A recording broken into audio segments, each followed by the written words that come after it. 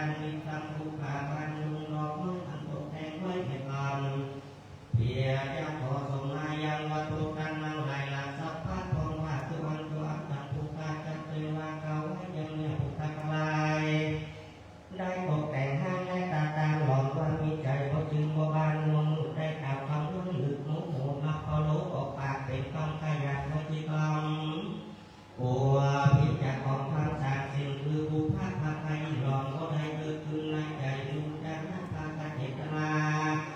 บ่มีแต่ข่าวใส่ของแถวปาราพาการเจตนาหลอมเอาอะไรการเรียกคงใจจงคิดดีบ่มีปิติจิตต้องยังมีใจของคนโดยโลภะเชื่อทำถูกทำลายก็บอกเป็นโล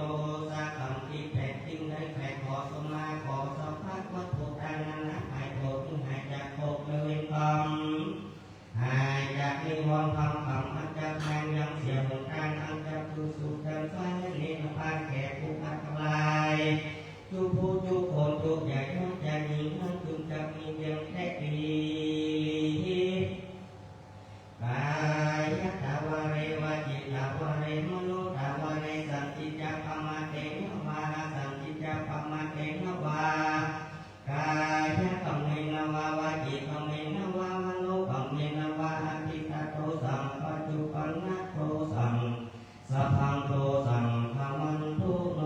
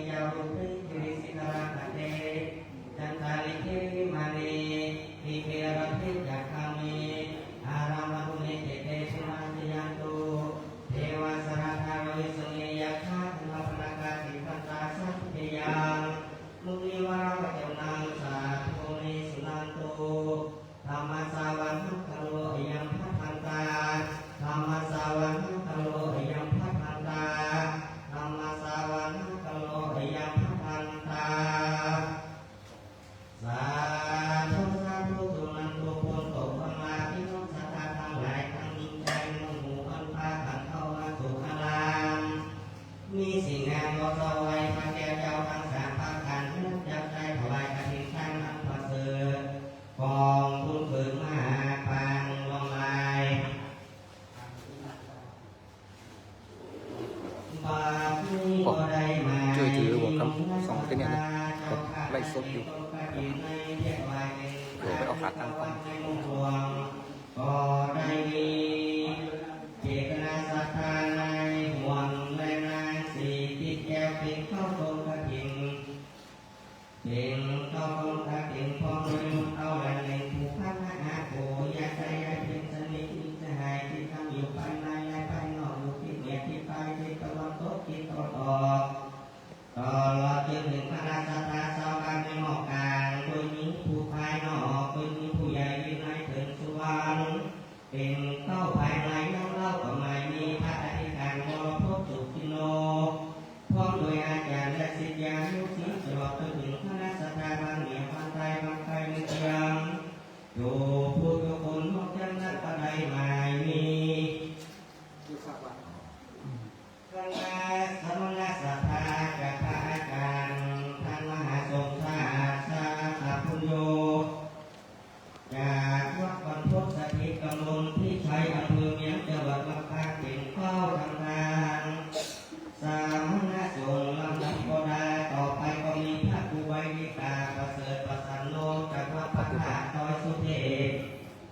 และลำดับต่อไปก็มีพระอาจารย์อภิญญาอภิปัสสโนลำดับต่อไปก็มีพระสุริยันสันตกิโตจากวัดพระธาตุดอยสุเทพและลำดับต่อไปก็มีพระประพันธ์ประภัสโลวัดอินทนินอำเภอแม่แตงนอกจากนั้นก็มีอุบาสกอุบาสิกาคณะศรัทธาก็ได้เป็นเข้าทางสมณะอุบาสกอุบาสิกามาจากก็มีนางสาวพันธิตาพงศ์มีพร้อมโดยครอบครัวซึ่งได้มาจากอำเภอแม่แตงจังหวัดเชียงใหม่พร้อมโดยคณะศรัทธาทางคุณแม่ทองคำพงศ์มีพร้อมด้วยลูกเต้าลูกหลานทุกผู้คนลำดับต่อไปก็มีแม่ความแก้วนาลีพร้อมด้วยครอบครัวมาจากวัดพระบาทและลำดับต่อไปก็มีแม่หอมเถิดบุรินทร์พร้อมด้วยครอบครัวมาจากบ้านสันติภาพและลำดับต่อไปก็มีแม่สาลีทองสอนพร้อมด้วยบุตรหลานลูกเต้าทุกผู้คนจากวัดบ้านสันติภาพลำดับต่อไปก็มีคุณวีรพงษ์และคุณและอาจารย์รุ่งละวันพร้อมครอบครัวจากอำเภอเวียงป่าเปาพร้อมด้วยคณะศรัทธาลูกศิษย์ลูกหาพระอาจารย์โสมซาท่านพระมหาอาจารย์โสมซาสาขาปัญโยที่ได้มีจิตใจน้อมนำมายังทรงกฐินเพียงมาอุทิศถวายให้แก่วัดในม่วงหลวงก็มีใจเป็นกุศลอันประเสริฐใจบังเกิดศรัทธาให้นำมายังกฐินตามพร้อมกับบริวารนนหงมาตั้งไว้อยู่ในของแก่พระสามพระการเพื่อจะถวายเป็นการแก่สมณะพระเจ้าอันใดจำพระสาวกมีพวกมาบอกหาพวกชวนกันมาคนละมวลวันนี้ก็ถึงการละควรแล้วเราขอพัฒนาพระคุณเจ้าได้มีเมตตาปฏิทหารรับเอายังกฐินทานบางครั้งบริวารเหล่านี้จะเป็นประโยชน์แก่ผู้การได้สุขสบายจากที่มีและจัดมาเพียงแค่ดีดังผู้การจะให้ในบ้านต่างนักการภาษาบาลีว่านะโมตัสสะภะคะวะโตอะระหะโตสัมมาสัมพุทธัสสะนะโมตัสสะภะคะวะโตอะระหะโตสัมมาสัมพุทธัสสะนะโมตัสสะภะคะวะโตอะระหะโตสัมมาสัมพุทธัสสะสาธุสาธุโอกาสะอิมังสัปปาริวรังกถินะจีวรัตถุสังภิกขุสังฆัสสะโอโนสยามะสาธุโนพันเตภิกขุสังโฆอิมังสัปปาริวรังกถินะจีวรัตถุสังฆติคันหาตุปาสิกะเหตวาจาอิมานิพุเสนะกถินังอัคคารตุอัมหะกังทิคารตังหิตายะสุขายะยาวัตนิพพานายะสังวัตันตุโน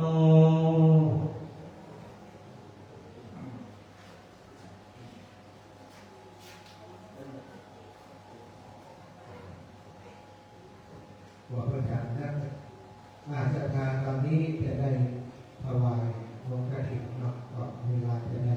พอดีกับครูบาอาจารย์จะได้ตลกแล้วก็ไปฉันพระทหารเพลตอนนี้ทุกอย่างพร้อมแล้ววันนี้สถานญาติโยมก็อยู่ในไปที่อื่นหาเจ้าภาพกระถิ่นเนี่ยหาผ้ากระถิ่นเนี่ยเนาะแต่ว่าวัดของเรานี่แปลกวันนี้มีคนที่ประสงค์จะเป็นเจ้าภาพอยากจะถวายไตกฐินที่ต่อผ่านอาตมา5 ท่านก็บอกเพื่อนๆไปว่าถึงแม่วันนี้ทางเจ้าภาพที่เปิดภาวนาไว้นั้นมี2 ชุดดังนั้นคนที่นอกจากนั้นถ้าอยากจะถวายที่นี่ก็จะเป็นไตรรองก็คือไตรของผู้ส่วน2 ชุดแล้วก็นอกนั้นก็คือไตรที่ถวายสงฆ์ซึ่งก็เป็นไม่ได้สงฆ์เก้าขันอันนี้สงฆ์ต่อพระธาตุกฐินเพราะครูบาอาจารย์จะได้เปลี่ยนผ้าจะได้คล้องผ้าที่สถานญาติโยมดังนั้นวันนี้เราจะได้เริ่มประกอบพิธีทางศาสนาในการถวายผ้ากฐินแล้วตอนนี้ขอเรียนเชิญโยมน้องกนิกาพงศ์มีขอเรียนเชิญโยมพ่อขึ้นมายืนอยู่ตรงนี้ยิ้มผ้าออกไปออกมายืนก่อนเดี๋ยวจะได้ลองเข้ามาเดี๋ยวก็ยับที่ตรง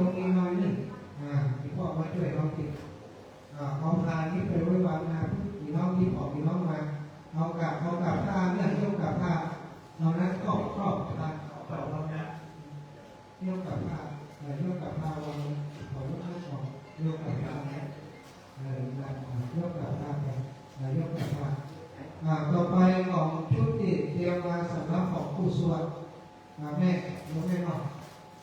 ยกแม่สาลียกแม่สาลีน้องนี่หันหน้าไปถึงตรงนี้ตรงนี้ยืนหันหน้ามาเนาะหันหน้าไปหันหน้าไปนั่นที่เขาออกยกออกเลยนะยกคางออกไม่ถูกเกี่ยวกับอะไรยกคางออกเลยอันนี้เป็นยกคางออกเลยใครลองแม่ยกแม่กับแก้วสี่แก้วแม่กับแก้วมาแม่กับแก้วเราน้องสมจิตพาออกมาในนี้นี่นะมาแล้วหน่อยนี่หน่อยชุดใดก็ได้ชุดใดก็ได้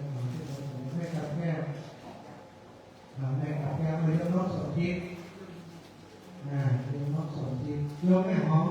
เนื้อดูอีกนะหอมแล้วก็แม่ครูของแม่ครูสุภาแม่เรียนเดินพบมาใครที่เป็นเจ้าภาพใจรอที่เอาใจมาเลยลุกมาเลยเนาะ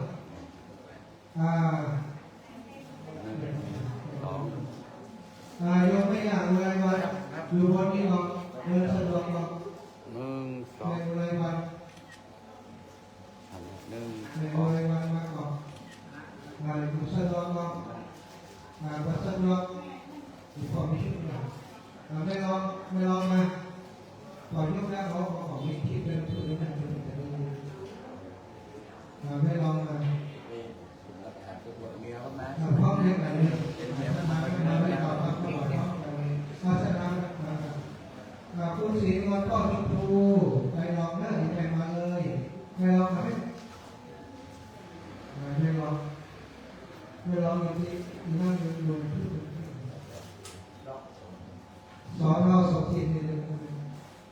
สอนเราสมจิตนี่นี่เดียวเราดีมากพวกนี้ยังท่านสอนเราสมจิตครับใครเนี่ยคุณศรีนวลกระทั่งสอนเราออกไหมพร้อมกัน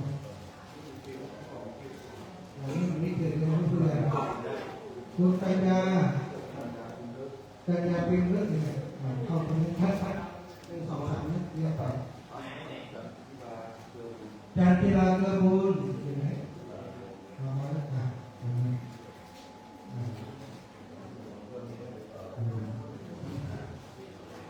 อันที่เหลือจากผู้ตายแล้วขอให้เลิก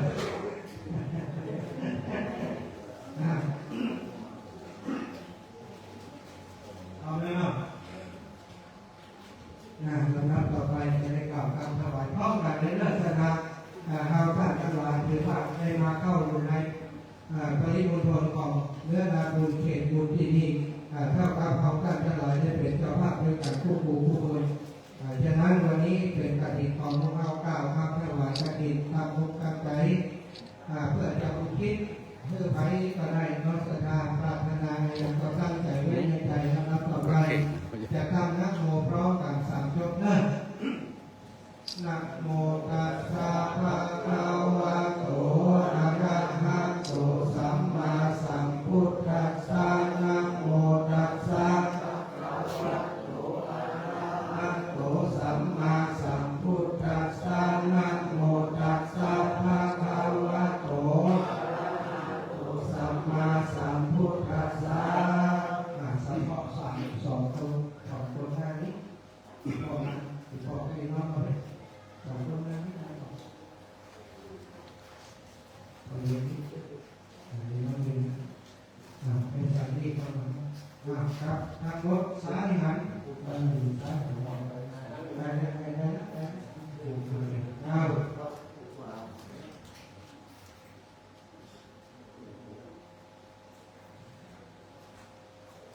ต่อไปว่าเทธรรมาเนอร์อิมังมะยังพันเตสัพพะริวารังกาถินาจิวระทุสังสังคัสสะโอโลชยามะสาธุโดพันเตภิกขุสังโฆอิมังสัพพะริวารัง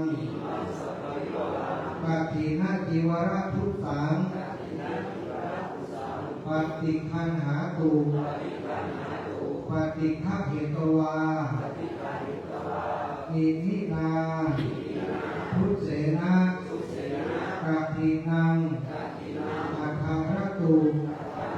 อัมหากังอิคารตังหิตายะ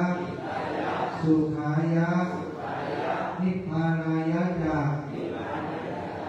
ข้าแต่พระสงฆ์ผู้เจริญข้าพเจ้าทั้งหลายขอน้อมถวายผ้าจีวรกฐินพร้อมทั้งบริวารนี้แด่พระสงฆ์ขอพระสงฆ์จงรับผ้าจีวรกฐินด้วยผ้าผืนนี้เพื่อประโยชน์เพื่อความสุขเพื่อมรรคผลนิพพานแก่ข้าพเจ้าทั้งหลายตลอดกาลนานเทอ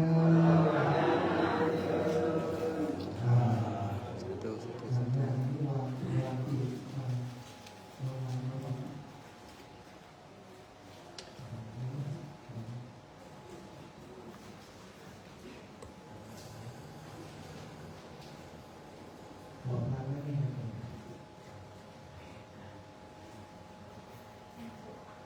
ไม่เป็นไร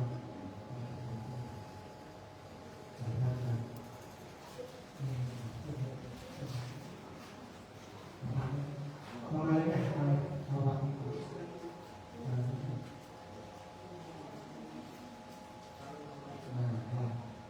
นี่เหลือวางที่ประธานสงฆ์วางที่ประธานสงฆ์ที่เราเรียกได้ไหมนะครับเรียกที่ประธานสงฆ์ ขอตั้ง มา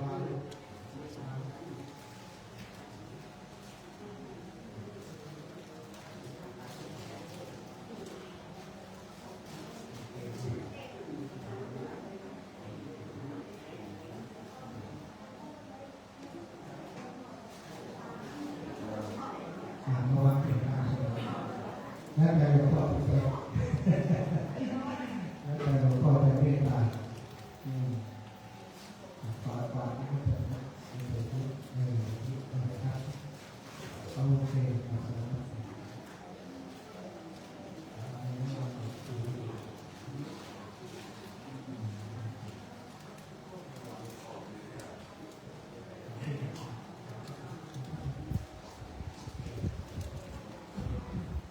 เรียบร้อยต่อไปส่งในรายการตำรวจนะตามเรื่อง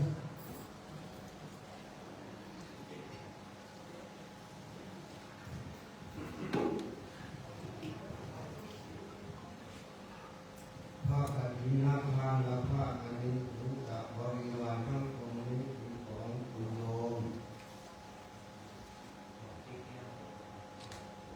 พ่อมาที่แก้ว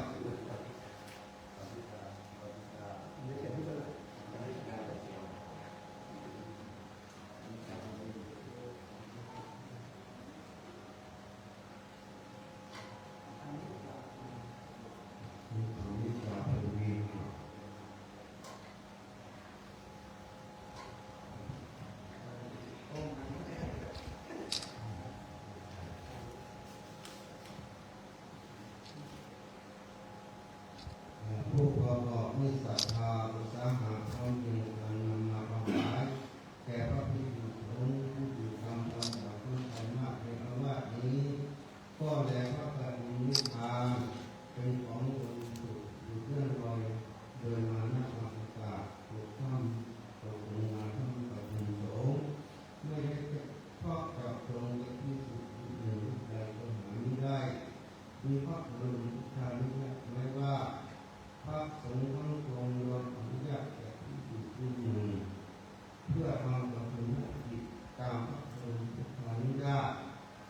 มีความพระคันหาการผู้รู้พระบรมที่ไปสังวานาไว้ว่าพระผู้รู้ใจประกอบด้วยมีนักสุตตะที่คุณมีสติปัญญาสามารถรู้ความแต่ประการมีอยู่พระจิตเป็นต้น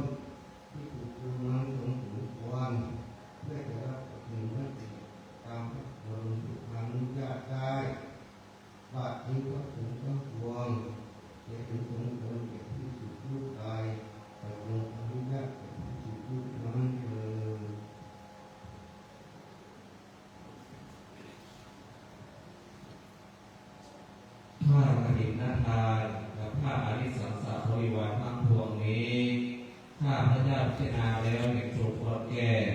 พระอธิการวรพุทธสุจินโนเจ้าอาวาสวัดไม่มอการเป็นผู้มีสติปัญญาสามารถเพื่อการทำปฏิบัติภารกิจให้ถูกต้องตามพระบรมราชญาได้ถ้าพระภิกษุรูปใดเห็นไม่สมควรโยมทักท้วงขึ้นในภาคกลางระหว่างสงฆ์ถ้าเห็นสมควรแล้วไซโยมให้สัทธาสัญญาสาธุการขึ้นให้พร้อมกันเถิดสาธุ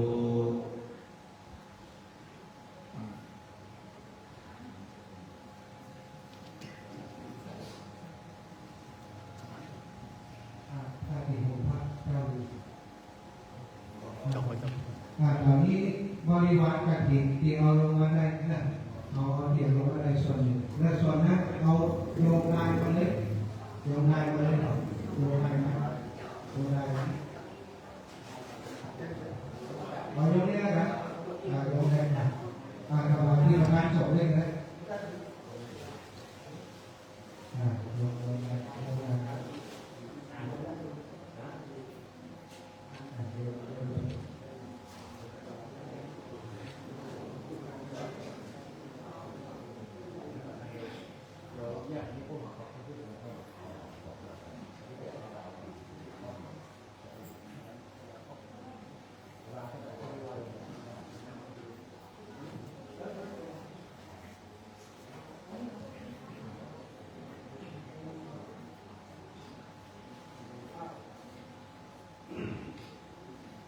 เรียบร้อยนอกบริวารต่อไปทั้งหมดนี้จะเป็นบริวารกฐินเชิญทั้งผู้เรื่องซึ่งก็ออกซึ่งน้องรักมาท่านผู้ใหญ่ด้วยท่านผู้ใหญ่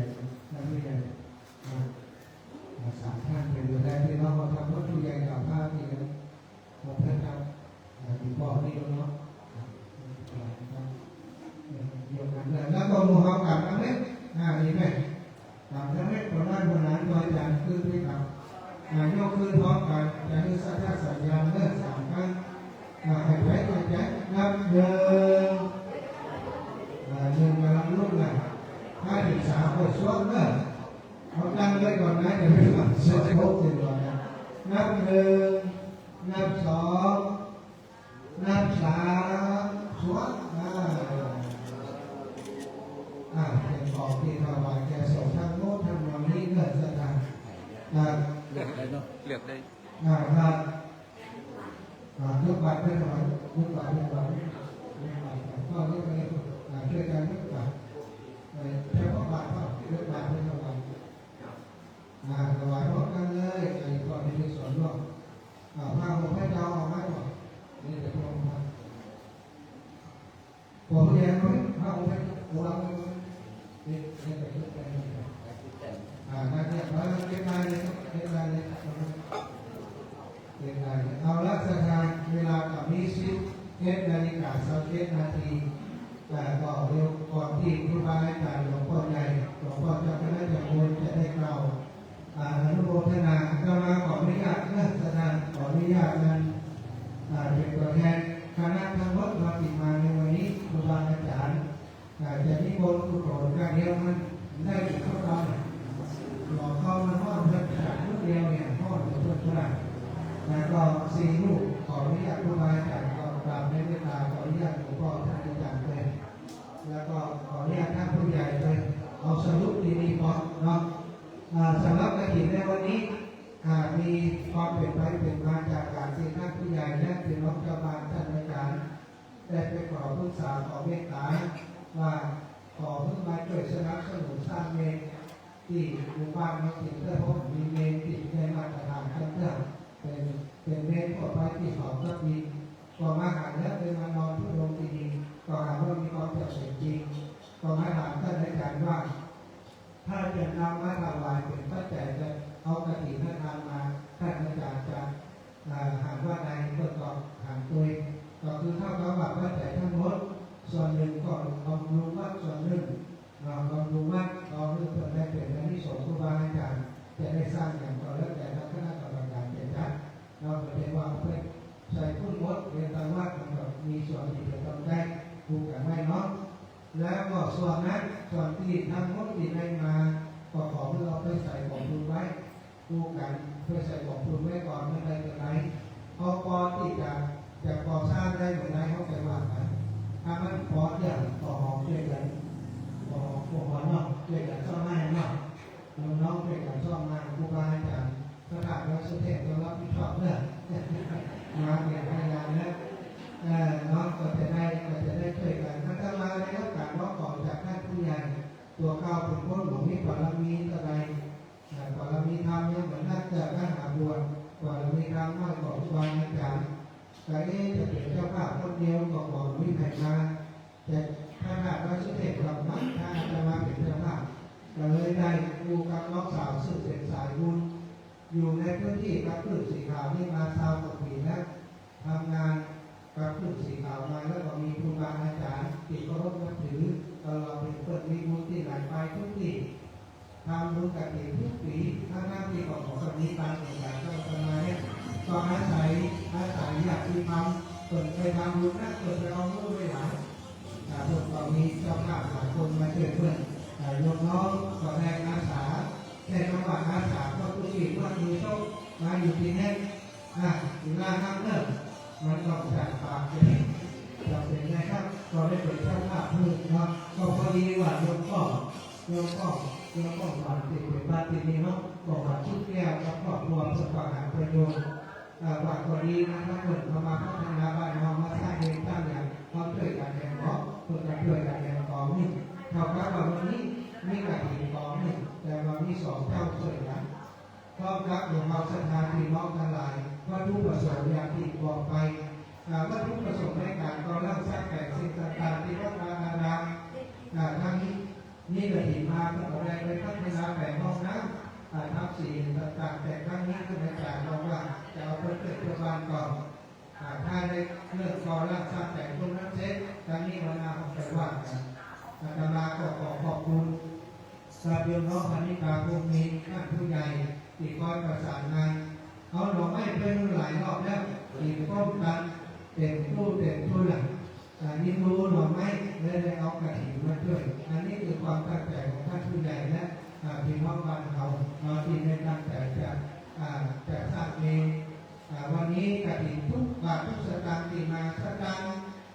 อาจจะได้ผลนั่นต่อใดหรือว่ามันอาจจะยังพอจะรอบเมนนั้นมันล้างขายปีที่แล้วจะมาสร้างติดตัวโครงล้างสองปีนี้จะล้างหนึ่งล้างเอ็ดล้างข้างหนึ่งปีนี้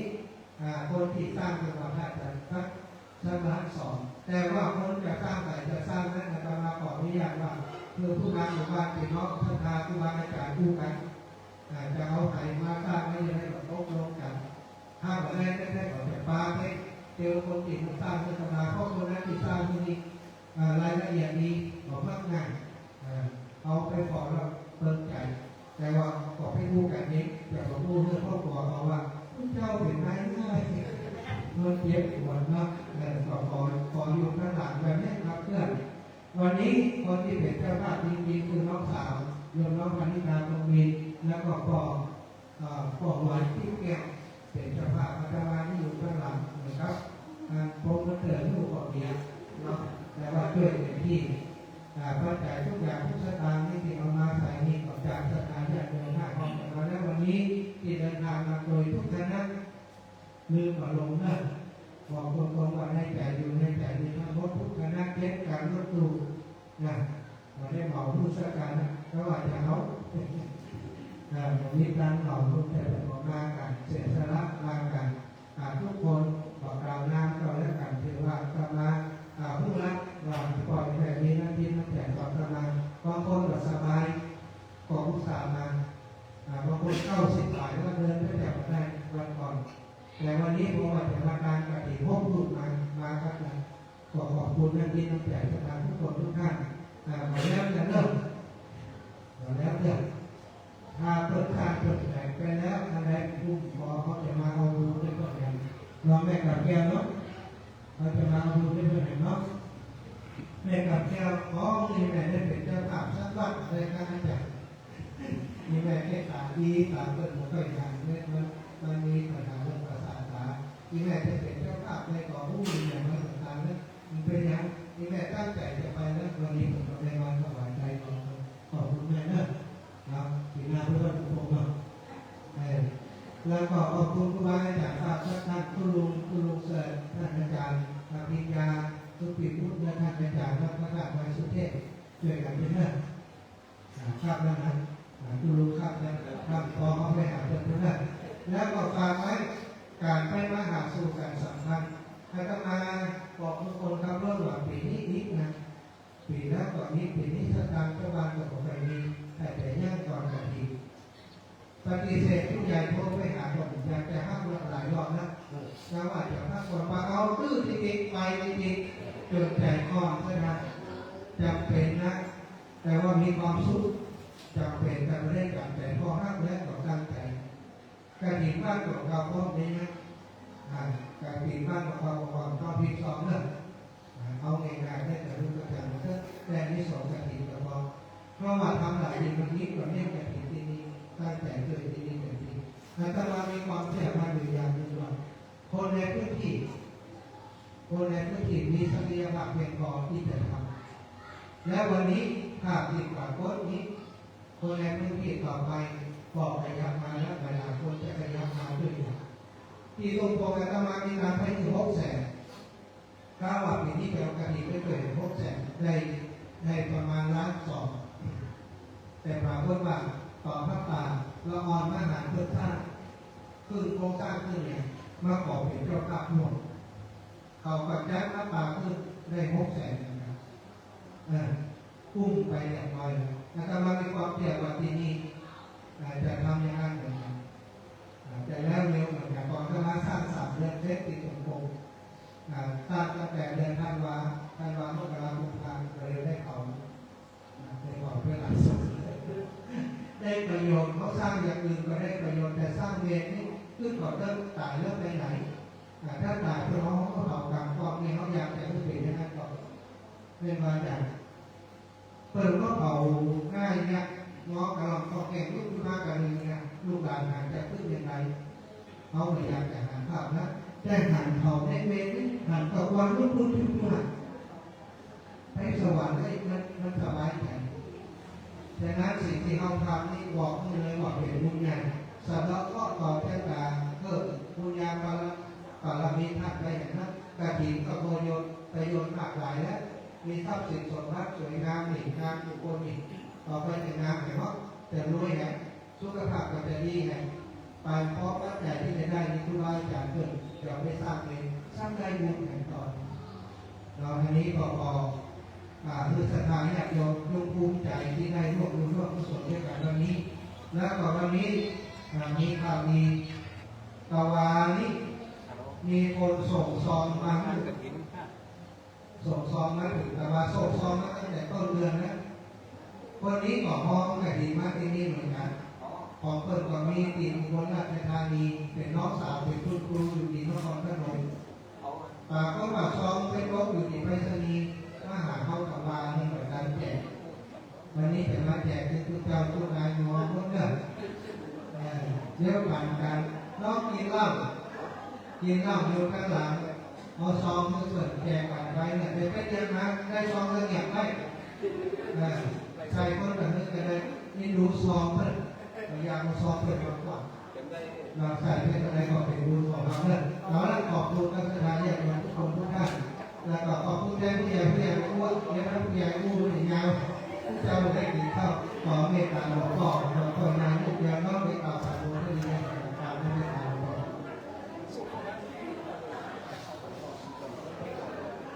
ครับตอนนี้เราไปห้ามบอลเนาะผู้ใหญ่วิไลถึงสุวรรณผู้ใหญ่บ้านก็เอาครับเราจะได้มอบ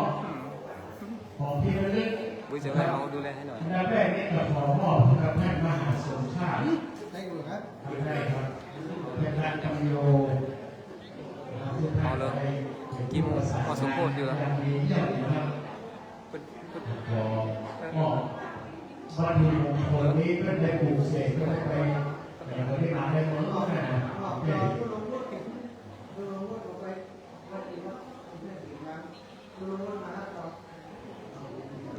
โอเค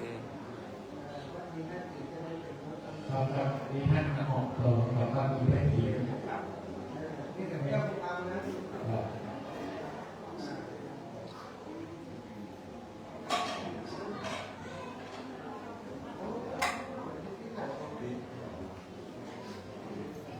ครับแห่งนั้นจะขอบอกครับคุณพี่พันนิกาพรหมเองนะครับเป็นครับของพี่ระลึกจากศรัทธาวัดแม่งอกหลวงนะครับที่เป็นวัตถุมงคลที่ได้ปลูกเสกมาแล้วเป็นพระนะครับแล้วก็เป็นอ่างสั้นท่านก็คือพ่อพระคุณหมวดกิ๊บแก้วนะครับจะเป็นประธานกฐินอีกท่านหนึ่งนะครับที่ได้มาร่วมทำบุญในครั้งนี้นะครับ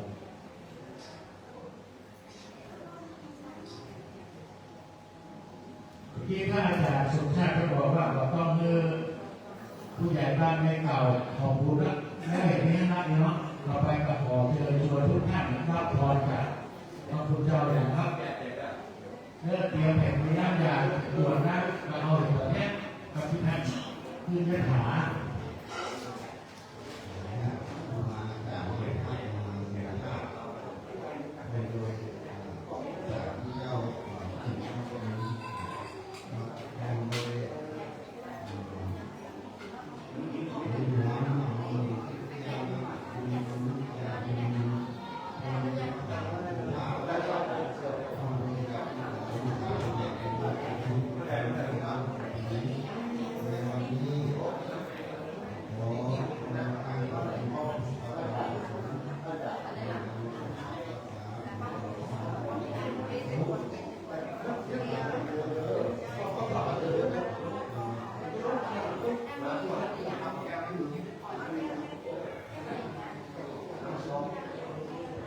โอ้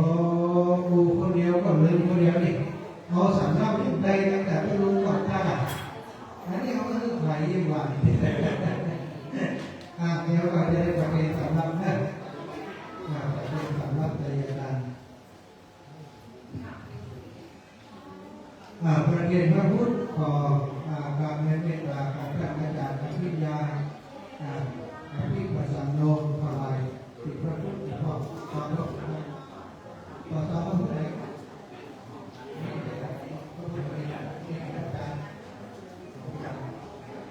ขอพระพุทธมาบอกขอพระพุทธเลยขอพ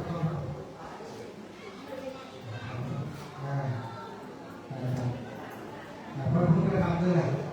สองอย่างสองอย่างได้แต่ไม่ควรพระธรรมครับ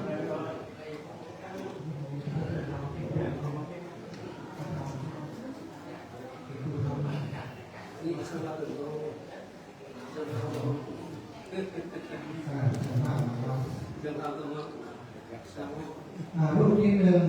พอเรียนเรียนข้อมูลพอที่จะรูปที่หนึ่งน้องๆนาฬิการูปที่สองเรียนเชิญคุณนิตยาจากศรีบุญเก้ารูปที่สามนี่เป็นรูปที่สามนิตยาอยู่รูปที่สามน้องลายรูปที่สองถวายเลยถวาย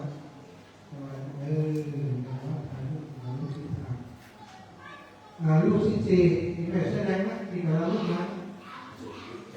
ท่านสอนสมคิดลูกที่สี่ท่านผู้ใหญ่ไม่ได้ให้แต่ตัวเราเป็นตัวว่า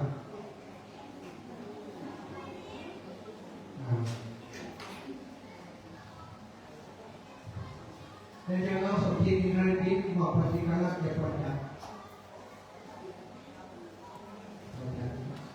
สองคนขันนี้คือคนนี้เอาล่ะเอาอะไรแล้วเราคือเอาเลยเอาแล้วการในตามเราชอบ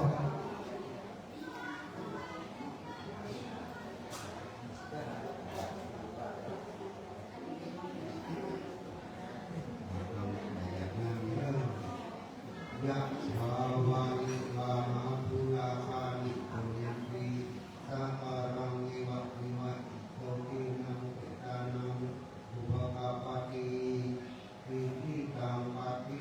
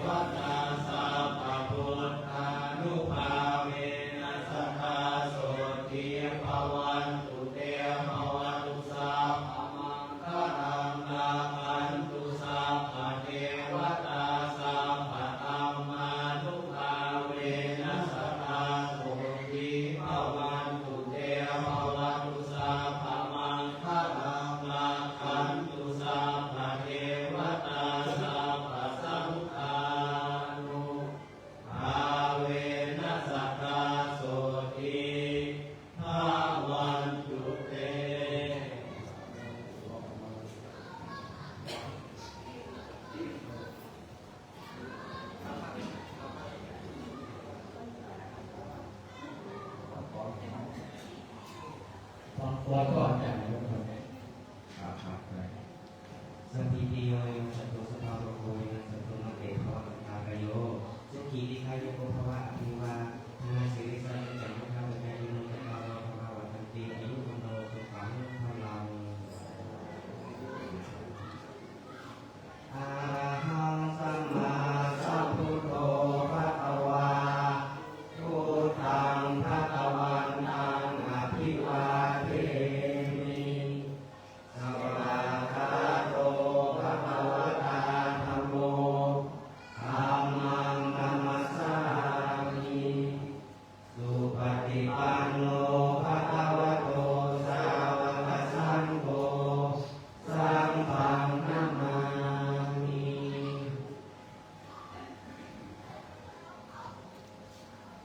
ศรัทธาญาติโยมตอนนี้ครูบาอาจารย์จะได้ไปฉันพระทหารเราเนี่ยเหลืออยู่ไหมหมดแค่นี้อันที่สองคือขอครูบาอาจารย์เราเนี่ยช่วงนี้งานศรัทธาทำรูปไปไหนเพื่อเอามาหาบ้านเพื่อนเจ้าวัดจะจองท่านผู้นำหมู่บ้านเราเพื่อดีอกดีใจเพื่อจะได้ขอบคุณกับศรัทธาญาติโยมที่มาทำรูปด้วยนะ ครูบาอาจารย์ลูกศรัทธาลูกไปทำลูกจากอินโดท่านผู้ใหญ่ไปเตรียมการเตรียมงานมาหลายวันเพื่อเพื่อได้กล่าวขอบคุณกับสถานที่อยากโยมกันเพื่อทำลูกใจได้แจกการอยู่ครับ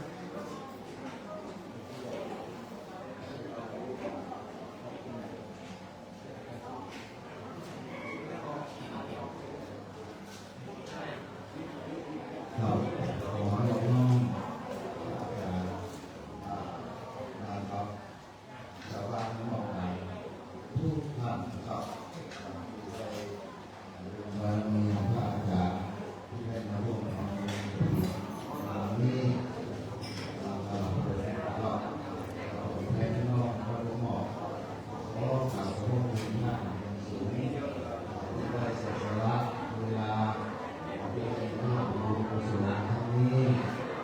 ขอให้ท่านได้ทุกท่านที่เป็นพระอาจารย์ทราบดีนะครับ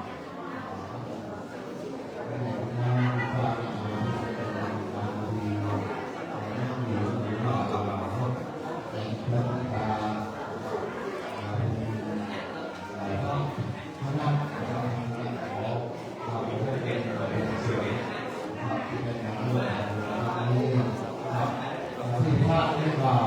ได้เป็นเกียรติสวัสดิ์มานะครับที่เรียกว่าเป็นถูกกล่าวนะครับที่ได้ถวายของเป็นเกียรติสวัสดิ์ถูกกล่าวที่ว่าเป็นเกียรติที่ได้เอาท่านพระบุญรวมหรือว่าพระสัตว์รวมศีลได้ทำสิ่งงานทำสายแล้วนะครับถวายงานให้ประชาชนผู้มีผู้รับกล่าวมีโครงการแก้ปัญหาครับคุณเสกงานของสายแล้วครับขอให้เราทุกท่านที่โชว์เป็นสูงทุกท่านที่น้องบ้านเราทุกท่านกับร่วมครั้งนี้